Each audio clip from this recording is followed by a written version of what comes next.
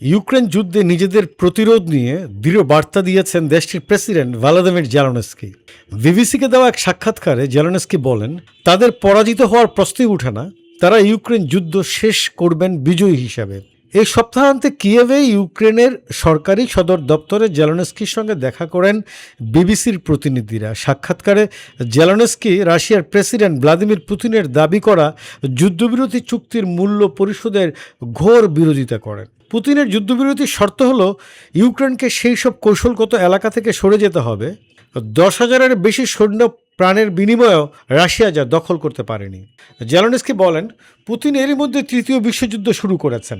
তাকে পিছু হটাতে একমাত্র উপায় ছিল তীব্র সামরিক ও অর্থনৈতিক চাপ প্রয়োগ। ইউক্রেনের প্রেসিডেন্ট আরও বলেন, আমি বিশ্বাস করি পুতিন এরই মধ্যে এটি শুরু করেছেন। এখানে প্রশ্ন হলো তিনি কতটা ভূখণ্ড দখল করতে সক্ষম হবেন এবং তাকে কিভাবে থামানো যাবে।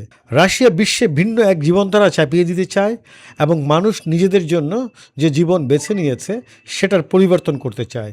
রাশিয়ার হাতে এখনও পূর্ব ইউক্রেনের দোনেক্স অঞ্চলের 20% ভূখণ্ডের নিয়ন্ত্রণ রয়েছে। ইউক্রেন এই শহরগুলোকে দুর্গ শহর বলে। সেগুলো সহ দক্ষিণের খেরসন, জাপোরিজিয়া অঞ্চলের আরও কিছু ভূখণ্ড রাশিয়ার কাছে হস্তান্তরের দাবির ব্যাপারে বিবিসি প্রশ্ন করেছিল। যদি এতে যুদ্ধবিরতি আসে তবে এই দাবি মেনে নেওয়াই কি যুক্তিসঙ্গত নয়? উত্তরে জেলেনস্কি বলেন, আমি বিষয়টাকে ভিন্নভাবে দেখি। আমি এটাকে শুধু একটি ভূখণ্ড হিসাবে দেখি না, আমি এটাকে পরিত্যাগ করা হিসাবে দেখি, আমাদের অবস্থান দুর্বল করা এবং সেখানে বসবাসকারী আমাদের লাখ লাখ মানুষের হাত ছেড়ে দেওয়া হিসাবে দেখি। আমি বিষয়গুলো এইভাবেই দেখি। আমি নিশ্চিত এই প্রত্যাহার আমাদের সমাজকে বিভক্ত করবে। বিবিসির প্রশ্ন ছিল, কিন্তু যদি এতে প্রেসিডেন্ট পুতিন সন্তুষ্ট হন তাহলে এটিই ভালো মূল্য নয় কি?